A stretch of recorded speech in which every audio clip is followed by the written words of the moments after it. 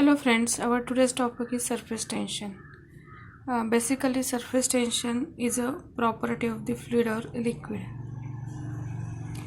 The liquid at rest shows an interesting property known as a surface tension.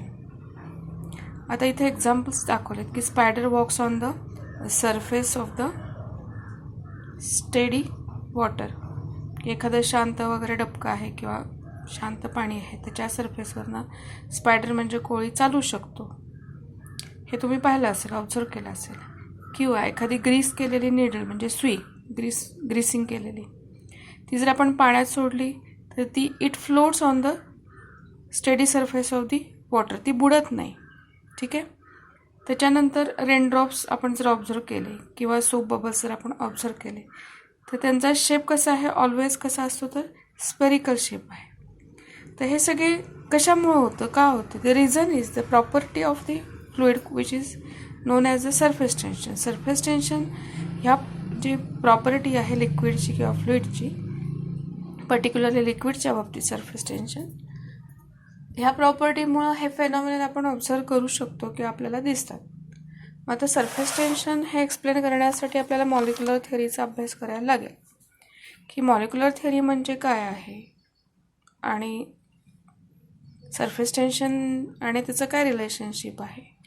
So to understand surface tension we need to no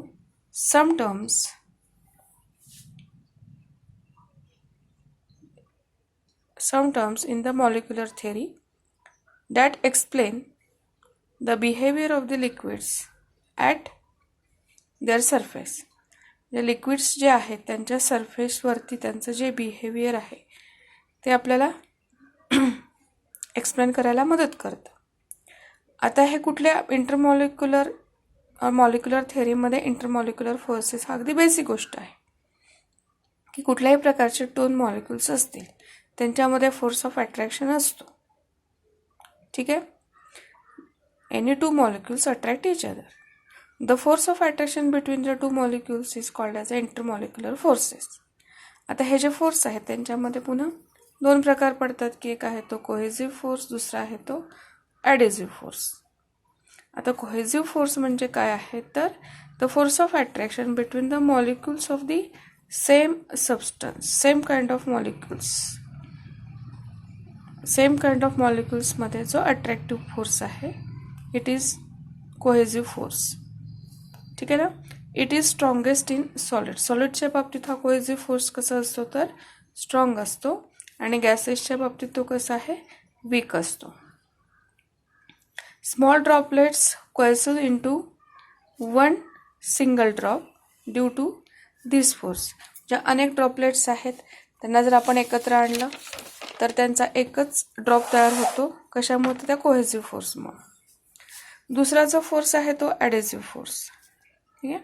ॲडेसिव्ह force, the force of attraction between the molecules of different substances. म्हणजे एखादा ग्लासचा surface आहे म्हणजे काचेचा surface आहे त्याच्यावरती water droplet म्हणजे तिथं glass molecule आणि वॉटर मॉलिक्यूल ह्यांच्यामधला जो फोर्स ऑफ ॲडिशन असेल त्या टाईपचा जो फोर्स असतो त्याला आपण adhesive force means force of attraction between the molecules of the different substances is adhesive types.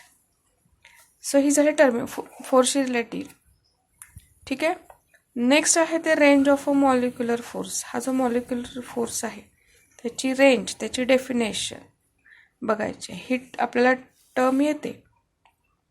आपण आता काय करतोय तर बेसिक टर्मिनॉलॉजीज कुठल्या कुठल्या आहेत ते बघतोय. आता ही रेंज म्हणजे काय आहे मॉलिक्युलर फोर्सची तर हे मॅक्झिमम डिस्टन्स आहे. आता कुठून आहे तर फ्रॉम द मॉलिक्यूल. एक मॉलिक्यूल आहे आपला लिक्विडमधला, त्या मॉलिक्यूलपासून maximum distance up to which the molecular force is effective is called as a range of the molecular force.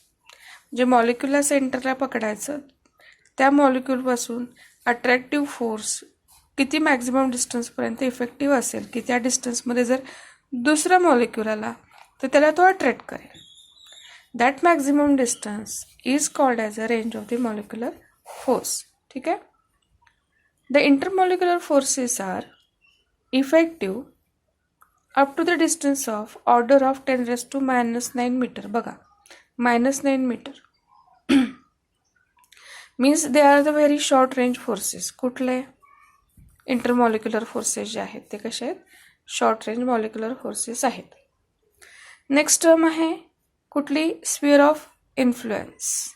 आता हा स्फिअर ऑफ इन्फ्लुएन्समध्ये पुन्हा आपला जो मॉलिक्युल आहे तो सेंटरला घ्यायचा आणि त्या मॉलिक्युलच्या भोवती एक इमॅजिनरी स्फिअर कन्सिडर करायचं की ज्या स्फिअरमध्ये दुसरा मॉलिक्युल आला तर त्याला तो अट्रॅक्ट करेल, अदरवाईज त्या स्फिअरच्या त्या डिस्टन्सच्या बाहेर दुसरा असेल तर त्याला अट्रॅक्टिव्ह फोर्स नाही ॲक्ट होणार. सो डेफिनेशन काय होणार आहे बघा स्फिअर ऑफ इन्फ्लुएन्सची, an imaginary sphere with molecule कसा आहे at its center and radius equal to range. Range म्हणजेच काय आहे तर maximum distance from the molecule up to which molecular force is effective. तर मग जेवढी रेंज असेल तेवढा रेडियस असलेला आपण मॉलिक्यूलपासून स्फिअर इमॅजिन करायचा आहे आणि that sphere is called as a sphere of influence. The intermolecular force is effective only within धी स्फिअर ऑफ इन्फ्लुएन्स. सो हे आपण वेगवेगळ्या टर्मिनॉलॉजीज पाहतोय. नेक्स्ट आहे ती surface field. What is mean by surface field. आता असं एखादं कंटेनर आहे, container is filled with the liquid, मग लिक्विडचं असं वरती हा सरफेस आहे, ठीक आहे ना. आता सरफेस फील्ड म्हणजे नक्की काय डिफाईन करायचं, the surface layer of the liquid with thickness किती आहे, इक्वल टू रेंज. रेंज म्हणजेच काय आता आपण डिफाईन केलेलं आहे, त्या रेंज एवढं थिकनेस असलेला लिक्विडचा जो सरफेसची वरची जी लेअर असते त्याला आपण सरफेस फिल्म असं म्हणायचं.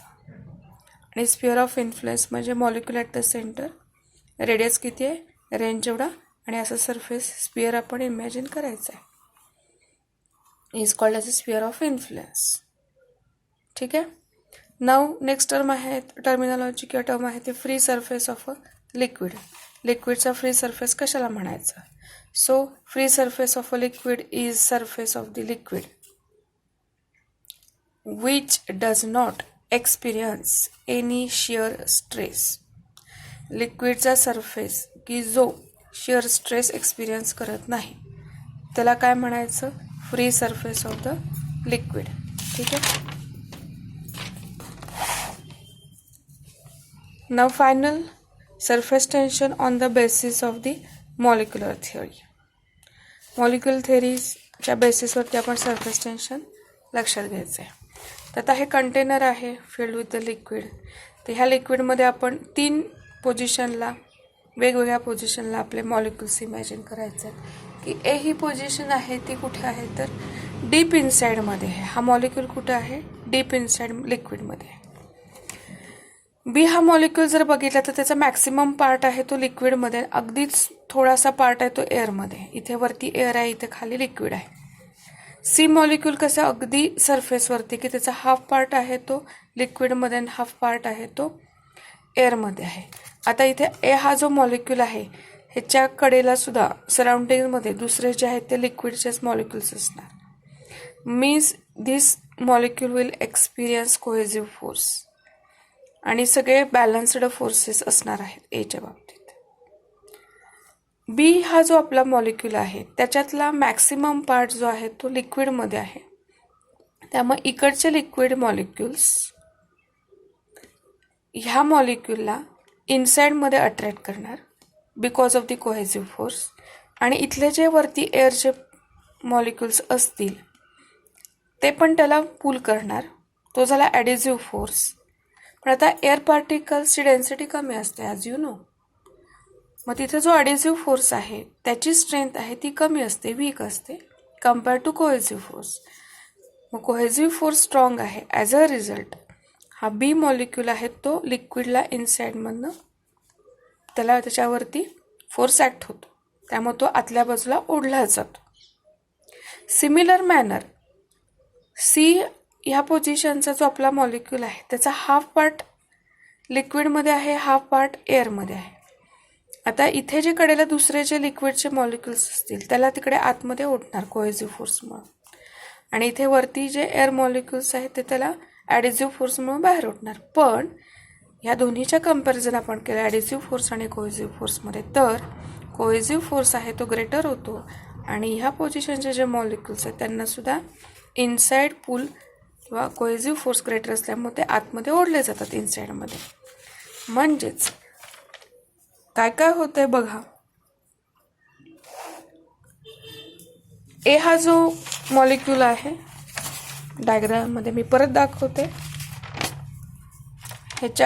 हा ए मॉलिक्यूल, ह्याच्या सराउंडिंगमध्ये सगळेच दुसरे मॉलिक्युल्स लिक्विडचेच आहेत. So A is inside, it is acted upon the equal cohesive force. So net cohesive force कसा झाला, 0 झाला.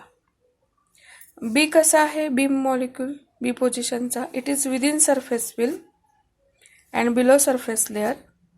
Larger part is inside the liquid, smaller part is in air. The adhesive force due to air molecule is weak and cohesive force due to liquid molecule is strong. Therefore, B molecule gets attracted inside the liquid. आणि C moleculeच्या बाबतीत पण तसंच होतं. Thus, all the molecules in the surface film get attracted or are acted upon by the unbalanced force. कसला असणार आहे तर तो कोहेसिव्ह फोर्स, आणि तो कसा आहे, directed into the liquid. Therefore molecule in the surface film are pulled inside. Surface फिल्मवरचे जे आपले मॉलिक्युल्स आहेत ते इनसाइडमध्ये म्हणजेच लिक्विडच्या आतमध्ये त्यांना ओढलं जातं. आता बघा, सरफेसवरचे सगळे मॉलिक्युल्स आहेत त्यांना लिक्विडमध्ये आतमध्ये ओढलं जाणार आहे. मग त्यामुळं मिनिमायझेशन होणार आहे कशाचं, total number of molecules in the surface film.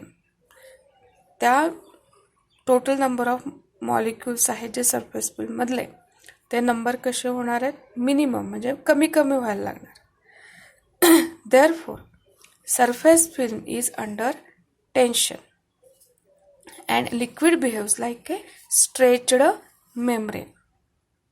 म्हणजे जो आपला सरफेस फिल्म आहे त्याच्यावरच्या सगळ्या मॉलिक्यूलवरती इनसाइड म्हणजे लिक्विडच्या आतल्या बाजूनी इनसाइडमधून फोर्स ॲक्ट होते, त्यामुळे सरफेसवरचे सगळे मॉलिक्युल्स आतमध्ये ओढले जातात. त्यामुळे सरफेस फिल्मवरचा जो मॉलिक्यूलचा नंबर आहे तो कमी कमी व्हायला लागतो. As a result, liquid behaves like a stretched membrane, and that is the cause of the surface tension, and this is known as surface tension, and this is the explanation of surface tension on the basis of molecular theory. Any suggestions? Comment in the box. Thank you.